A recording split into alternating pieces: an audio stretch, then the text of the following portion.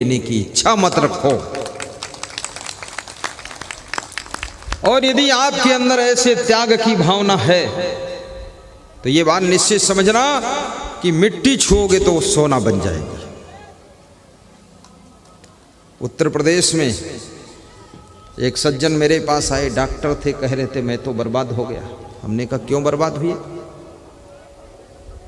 तो उन्होंने बहुत बड़ी बात कही है, क्यों बर्बाद हुए? तो कह रहे थे एक साधु की कुटिया मैंने ले लिया, जमीन ले लिया, सामान ले लिया, उसी दिन से मैं बीमार पड़ा हूँ, पत्नी बीमार पड़ी है, बच्चे बीमार पड़े हैं, 5-6 साल हो गए, सब बीमार हैं, मरने के करीब पहुँच गया हूँ, इसलिए तुम्हारे पास आया हूँ कि साधु के श्राप से साधु ही बचा सकता है। मैंने कहा लिया क्यों? बोले लोभ आ गया। और क्यों लिया है? तो हमने कहा तो उसको वापस लौटाओ, नहीं मैं तो वो इतना बड़ा श्राप दूंगा तुम सब मर जाओ। बेवकूफ कहीं का, बेईमान, क्यों लिया चोट्टा? तो बोला हम तो आए थे कुछ आप हमको सहयोग करोगे। हमने कहा मैं मार दूंगा फट से, भगवान से कह दूंगा रात में इसके पेट में चक्कू मार दो। पागल कहीं का।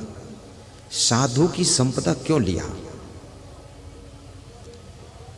धर्म की रक्षा के लिए कुछ दे न सको तो उसमें लेने का हमारा हक कहां? और साधु संतों को भी बहुत विवेक करना चाहिए,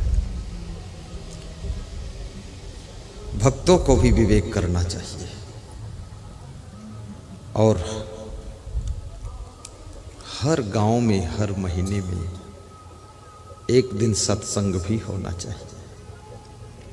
साधु संत सत्संग के लिए ना मिले तो आप अपने भक्तों में से, गृहस्थों में से चुन लीजिए, उनके द्वारा सत्संग कराइए।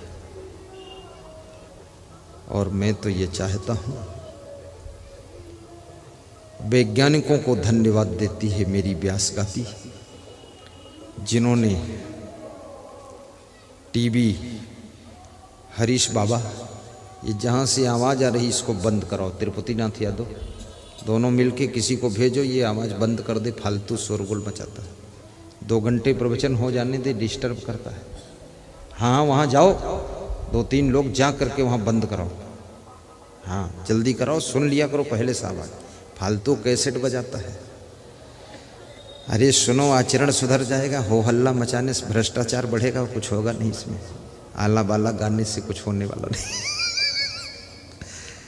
प्रवचन सुनो बैठ करके ध्यान से। तुम्हें क्या बता रहा था अभी?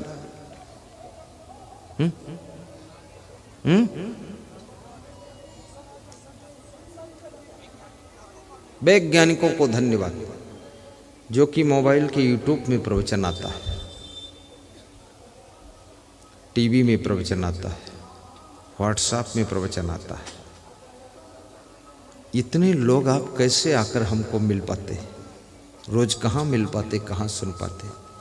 लेकिन अब आपके हाथ में मेरी वाणी रहती है, जो ही टच करते हो या बोल देते हो असंग साहब का प्रवचन शुरू हो जाए, शुरू हो जाता है। ये वैज्ञानिकों को शुभकामना है। और वैज्ञानिक जो भी हमें आपको देते हैं उसका सदुपयोग कीजिए, देखिए आपके जीवन में सुख शांति जरूर आएगी। और घूंघट का पट खोल दीजिए। घूंघट यही है, अज्ञानता ही पर्दा है, अज्ञान का पर्दा ही घूंघट है, और इस घूंघट को हटाना है। और अज्ञान का पर्दा कैसे हटेगा? अज्ञान तिमिरांधस्य ज्ञानांजन शलाकया चक्षुरुन्मीलितं येनं तस्मै श्री गुरुवे नमः। अज्ञान रूपी अंधकार को मिटाने के लिए गुरु का ज्ञान सूर्य का काम करता है। जैसे सूर्य के उदय होने से अंधकार मिट जाता है, ऐसे गुरुदेव के ज्ञान के प्रकाश से अज्ञान का अंधेरा मिटता है। और अंधकार, ये बाहर का अंधकार, इसमें भी तुम रास्ता भटक जाते हो, गड्ढे में गिर जाते हो, टार्च जला लेते हो, रास्ते पर चले जाते हो। लेकिन भीतर का अंधकार, वो तो तुम्हारी पूरी जिंदगी को ही भटका देता है, मन को भटका देता है। इसलिए अपने दिल में ज्ञान का दीपक जलाइए। मेरे दिल में ज्ञान दीपक जल गए, गाइए। मेरे दिल में ज्ञान दीपक जल गए, मेरे दिल में ज्ञान दीपक जल गए, मेरे दिल में ज्ञान दीपक जल गए। तेरी रोशनी से सब अंधेरे मिट गए, तेरी रोशनी से सब अंधेरे मिट गए, मेरे दिल में ज्ञान दीपक जल गए, मेरे दिल में ज्ञान दीपक जल गए, मेरे दिल में ज्ञान दीपक जल गए, मेरे दिल में ज्ञान दीपक जल गए। एक विचारक ने बहुत बड़ी बात कही है कि रोशनी कोर्ट और किलो में है, रोशनी कोर्ट और किलो में है, रोशनी फैक्ट्री और मिलों में है, रोशनी खूब महफिलों में है, परंतु दुख की बात यह है कि अंधेरा सभी के दिलों में है, अंधेरा सभी के दिलों में है। बाहर तो इस मनुष्य ने बहुत रोशनी किया है, सड़क पर रोशनी, घर में रोशनी, बाथरूम में रोशनी, गाड़ी में रोशनी, गाड़ी में लाइट, टार्च में लाइट, मोबाइल में लाइट, सड़क पर लाइट, शहर में लाइट, गांव में लाइट, घर में लाइट, कमरे में लाइट, बाथरूम में लाइट। लेकिन आपके दिल के अंदर घनघोर नाइट, नाइट, नाइट, लाइट नहीं, नाइट, नाइट माने अंधेरी रात है, अमावस की रात आपके दिल के अंदर। दिल के अंधकार को मिटाने के लिए याद रखना, ज्ञान का दीपक जलना चाहिए। और ज्ञान का दीपक एक बार जल जाए, सावधान नहीं रहोगे तो बुझ भी जाएगा। कितने लोगों को ज्ञान होता है और फिर गुप्त हो जाता ज्ञान, लुप्त हो गया ज्ञान। बचपन में बड़ी अच्छी अच्छी ज्ञान की बातें कर रहे थे, जवानी आई ज्ञान गायब हो गया, पूरी रावण हो गई, सांड हो गए, इधर उधर घूम रहे बटबाहू। ज्ञान का दीपक निरंतर जलता रहे, ज्ञान का उजाला होता रहे, इसके लिए सत्संग का तेल बराबर डालते रहिए ज्ञान के दीपक में, और श्रद्धा की बत्ती बढ़ाते रहिए, और कुसंगत की हवाओं से बचाते रहिए, और सद्गुरु से संपर्क बनाए रखिए, तो ज्ञान का दीपक अखंड जल सकता है। अगर सत्संग छूट जाए, एक बार सत्संग मिला फिर कभी मिले ना, फिर से बिगड़ जाओ। कितने लोग दारू पीना छोड़ देते और 10 साल सत्संग नहीं मिला तो फिर पीना शुरू कर देते। अभी कल हमारे पास एक सज्जन आए थे, यही पड़ोस के, कह रहे थे रोज 2 घंटे प्रवचन सुनता हूँ। तो मैंने कहा फायदा क्या हुआ? बोले फायदा क्या हुआ, ये पूछो फायदा क्या नहीं हुआ, सब फायदा ही फायदा हुआ। तो हमने कहा 2 घंटे टाइम बिगाड़ते हो, प्रवचन सुनते हो, क्या लाभ हुआ? तो बोला कि 40-50 साल उम्र हो गई, मकान नहीं था, तुम्हारे प्रवचन से मकान बन गया। तो हमने कहा मकान ईंट पत्थर से बनता कि प्रवचन से बनता? अरे बोले जितने पैसे होते थे सब दारू पी जाते थे, जुआ खेलते थे, लफंगेबाजी करते थे। तुम्हारा प्रवचन सुन के सब बुराई छोड़ दिया, सब रुपया बच गया और मकान बन गया। हाँ। बोले आपके प्रवचन के प्रभाव से 10 लाख की गाड़ी भी ला रहा हूँ, कार, और तुम्हारा प्रवचन कराऊंगा उसमें भी 2-4 लाख खर्च करूंगा, बस आशीर्वाद देना। हमने कहा और क्या फायदा हुआ? बोले गुस्सा बहुत आती थी, क्रोध बहुत आता था, भयंकर महाकालेश्वर बना था मैं, भस्मासुर, क्रोधी। बोले अब बहुत सहन शक्ति आ गई है, गम खा लेता हूँ, मेरी पत्नी भी खुश रहती है, वो भी सुनती, मैं भी सुनता हूँ। प्रवचन से कितना फायदा होता है। तुमको दिखता है कि प्रवचन से क्या फायदा है? प्रवचन से तुम यदि आलसी हो ना तो आलस्य छोड़ दोगे, जब आलस्य छोड़ दोगे तो परिश्रमी बनोगे, और जब परिश्रमी बनोगे तो तुम धन कमाना शुरू करोगे, और धन कमाओगे तो धनवान बनोगे, और धनवान बनोगे तो उसी धन से मकान बनाओगे, धन से गाड़ी लाओगे, धन से अच्छे कपड़े पहनोगे, और उसी धन से अपनी पत्नी को अच्छा रखोगे, उसी धन से बच्चों को अच्छे स्कूल में पढ़ाओगे, उसी धन से अच्छा इलाज अपना कराओगे, उसी धन से गुरुदेव को बुला करके गोनू धाम में प्रवचन भी कराओगे। ये सत्संग कितना फायदा करता है, बहुत फायदा है। लाभ महान मनुष्य को संत संग गहि ज्ञान, होय सो बस मन आपना भक्ति धर्म पहिचान। होय सो बस मन आपना भक्ति धर्म पहिचान।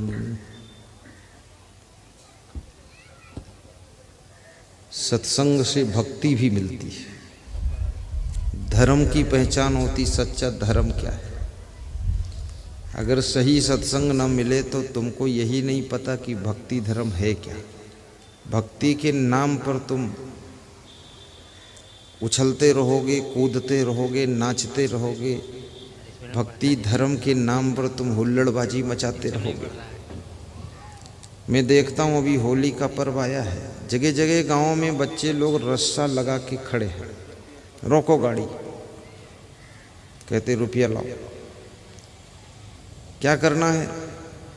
बोलते होली है, पूजा करनी है, लाओ रुपया। डंडा लेकर खड़े हैं, रंग लेकर खड़े हैं, रस्सा बांधे हुए हैं, रसीद बुक भी लिए हैं, पैसा दो, पुजारी हूँ। ये कोई भक्ति है? डंडा दिखा दिखा कर गुंडागर्दी करते हो कि भक्ति करते हो? मालूम ही नहीं, सत्संग कभी सुना नहीं। सत्संग विहीन व्यक्ति भक्ति भी करेगा तो उल्टा ही करेगा। इसलिए राम ने कहा है 9 प्रकार की भक्ति जो है उसमें से प्रथम भक्ति है संत का सत्संग सुनना। प्रथम भगति संतन कर संगा, दूजे रति मम कथा प्रसंगा। पहली भक्ति सत्संग श्रवण करो, अन्यथा भक्ति आएगी ही नहीं। फालतू मंदिर में बैठे बुदुर बुदुर करते रहोगे, न मंत्र मालूम न कुछ मालूम, बस ऐसे करते रहोगे, भगवान भगवान भगवान भगवान भगवान। ये सब फालतू बात वहां मत करो, निकलो बाहर, इधर आओ।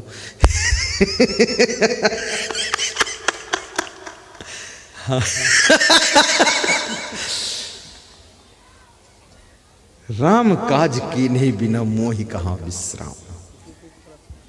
ये राम राम रटने की जरूरत नहीं है, राम का काम करना है। राम का काम क्या है?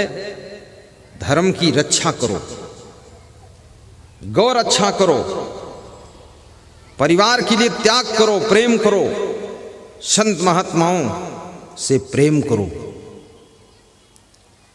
मंदिरों की स्थापना करो, आश्रमों की स्थापना करो, भंडारा करो, सबका ख्याल रखो। ये राम का काम है, ये राम काज है। सबकी शांति रूपी सीता को मन रूपी रावण हर कर ले गया है। ऐसा ज्ञान दो, ऐसी भक्ति दो, ऐसी शक्ति दो कि सबकी शांति रूपी सीता वापस प्राप्त हो जाए और सबको सुख शांति मिल जाए। ये राम का काम है। राम जी सीता को वापस लाए थे कि नहीं लंका से? और लंका में सीता कहाँ बैठी थी? अशोक वाटिका में। ये शांति रूपी सीता, आपका जीवन जब अशोक वाटिका बनता है वहीं पर रहती है। कितने लोगों की जिंदगी तो शोक वाटिका है। बड़ा शोक है, बड़ा दुख है, बड़ी उलझन, बड़ी टेंशन, बड़ा आफत, बड़ी खुराफात, झगड़म झगड़ी, घर में खटपट झटपट सब चल रहा है। सब महिलाएं इंग्लिश बोल रही हैं, किलबिल किलबिल किलबिल, कोई सुनने वाला नहीं है। वहाँ कहाँ शांति रूपी सीता रहेगी? शांति रूपी सीता अशोक वाटिका में रहती है। अशोक वाटिका, अशोक का मतलब जिसके मन में शोक नहीं है, वहाँ शांति रूपी सीता विराजमान होती है। और शोक उसी को नहीं होता जिसको ज्ञान होता है। जिसको ज्ञान नहीं है उसका अगर कुत्ता मर जाएगा तो कुत्ते की लाश पकड़ कर रोएगा, हाय मेरा कुत्ता, इसका नाम बबलू था, मर गया, अब कैसे जिंदा होगा रे। आला गाते रहो, खूब रे बे करते रहो, चिल्लाते रहो। ये ज्ञान है। अरे तुम कुत्ते को रो रहे हो, तुम्हारा बाप मर जाएगा, उसको क्या करोगे? ये मृत्युलोक है। यहाँ पर जितने प्राणी हैं, जितनी सृष्टि में चीजें दिख रही, सब नाशवान है। ये पेड़ भी मरेगा, ये पहाड़ भी मरेंगे, सब एक दिन घिस घिस कर गिरेंगे। जंगल भी सब पक पक कर, सूख सूख कर गिर जाएंगे। मनुष्य भी मरेंगे, राजा मरी हैं, प्रजा मरी हैं जिंदा जोगी, सब मरेंगे। भोगी भी मरेंगे, रोगी भी मरेंगे, योगी भी मरेंगे, मुख्यमंत्री भी मरेंगे, प्रधानमंत्री भी मरेंगे। चाहे जितना भाषण करो, मरना है तुमको। आज नहीं तो कल मरोगे, और नहीं मरोगे तो फिर मारने वाला मंत्र पढ़ दिया जाता, तब मर जाओ। मरना सबको है, और जो मंत्र पढ़ेगा वो भी मरेगा। ये मृत्यु लोक है। कितने लोगों का अज्ञान देखिए। पत्नी मर गई, अब रोने बैठे हैं, एक एक साल तक रोते हैं, लार टपकाते रहते हैं कि हमारा तो सब लुट गया, कुछ नहीं गया। बेवकूफ कहीं का, बुद्धि नहीं बिके, पत्नी मर गई। तेरी पत्नी कोई स्पेशल कंपनी की है? सबकी पत्नी मरी है, तो अपनी पत्नी को लेकर बैठा फालतू। और ये न जाने हम हूँ मर जेबे। कबीर साहब कहते ये नहीं जानते कि हम भी मरेंगे, तुम दूसरे के लिए रो रहे हो फालतू। भैंस मरी है, उसकी पूंछ पकड़े रोते। अशोक हो जाओ, शोक में मत डूबो। मरेंगे लोग, थोड़ा दुख तो लग जाता है, लेकिन फिर विवेक आ जाना चाहिए। ये तुम लोग ज्ञान सीख लेना, क्योंकि हर 2-4 साल में हर घर परिवार में किसी न किसी की मृत्यु होगी। दादा दादी की मृत्यु होगी, सास ससुर की मृत्यु होगी, बहू बेटा की मृत्यु होगी, पोता पोती भगना भगनी की मृत्यु होगी, समधा समधी लमधी लमधा की मृत्यु होगी। सबकी मृत्यु होगी, एक एक कर सब मरेंगे, हर महीने मरेंगे। तुम कहाँ तक रोओगे? बस हमारे बस यही कहो, मरते मरते जग मुआ,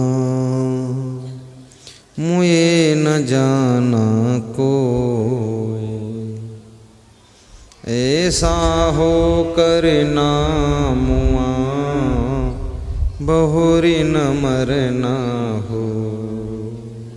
कबीर का ज्ञान कितना खतरनाक ज्ञान। जेहि मरने से जग डरे, मेरे मन आनंद। वाह क्या कबीर कह रहे हैं।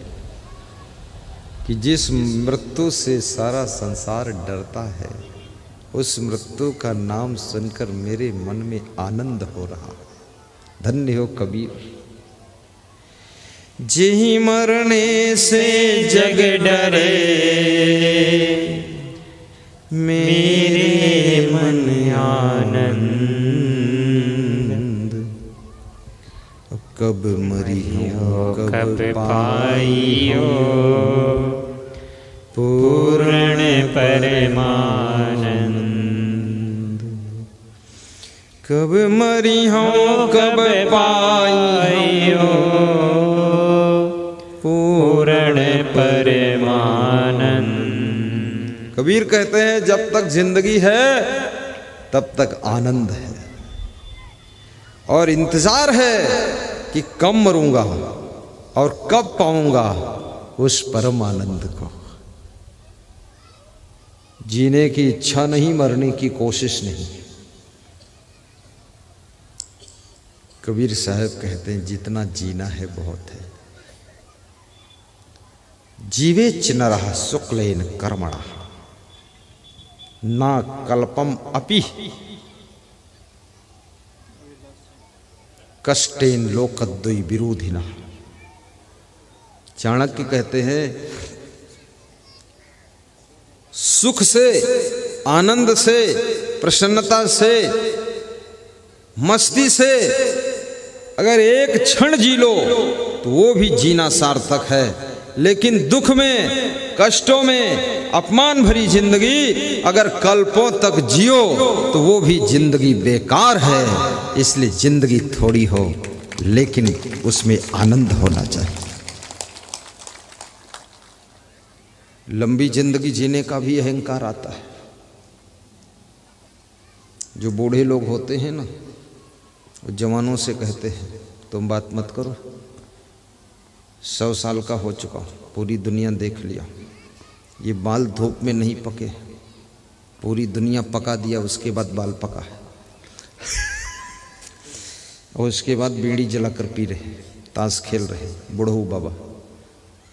अहंकार इतना है 100 साल का। अरे मैं तो सोचता तेरे को 2 साल का ज्ञान नहीं।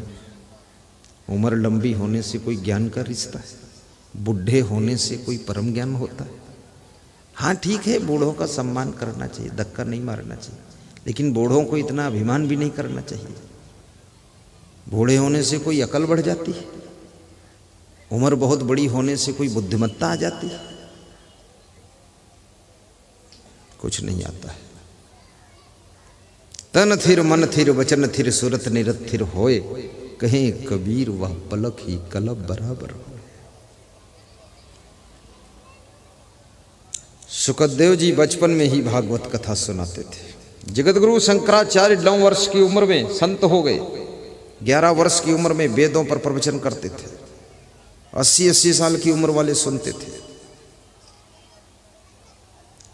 गुणा पूजा स्थानम न च वयम न च लिंगम। नीति शास्त्र कहता है कि गुणों की हर स्थान पर पूजा होती है, न जाति की पूजा होती है, न उम्र की पूजा होती है।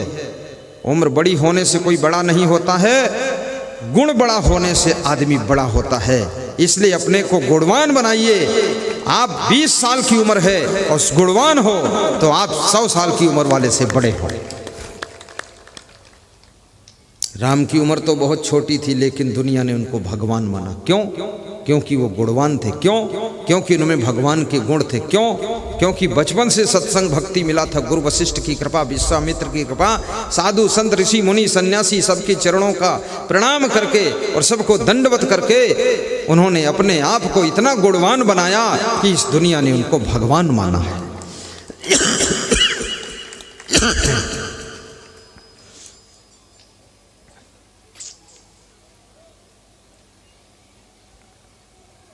संकल्प हो हमारा, गाओ। संकल्प हो हमारा, इंसान हम बनेंगे। संकल्प हो हमारा, इंसान हम बनेंगे। संकल्प हो हमारा। इंसान का शरीर, इंसान जैसा चेहरा पाने से कोई इंसान नहीं होता है। इंसानियत के गुण हमारे अंदर जब उत्पन्न होते हैं तभी हम इंसान कहलाने योग्य बनते हैं। लंबा कुर्ता पहनने से कोई नेता नहीं हो जाता है। नेता के जब गुण होते हैं तब लंबा कुर्ता उसके शरीर पर शोभा देता है। जैसे हमारे नेता तिरुपति नाथ यादव, ये रात दिन नेतागिरी में भिड़े हुए हैं। खड़े हो जाओ तुम। जैसे हम रात दिन भिड़े हैं साधु जीवन में, आ जाओ ऊपर चरण छू लो, आशीर्वाद दे दूं। तिरुपति नाथ यादव पिछले साल मेरे साथ में 8-10 दिन रहे थे। अभी इस साल भी दूसरी बार आ गए थे। तिरुपति नाथ यादव, नेता का गुण है इनमें। पूरा घर बार छोड़कर ये भी जन जन की सेवा के लिए भ्रमण करते रहते हैं। इस गांव से उस गांव, उस गांव से किस गांव, और जिस गांव 38 गांव, और जो मिल जाए गोनू गांव, सब तहाँ चले जाते हैं। सबका दुख सुख सुनते हैं। मैं इनको धन्यवाद देता हूँ और व्यास गादी आशीर्वाद देती है भविष्य में इनको भी बिहार प्रदेश की जनता की सेवा करने का मौका प्राप्त हो, ऐसा शुभकामना।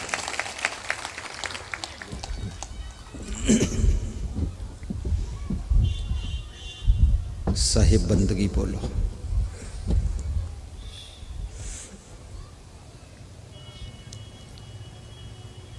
गुरुदेव तुम्हारी वाणी में, हे नाथ तुम्हारी वाणी में, जाने क्या जादू भरा हुआ,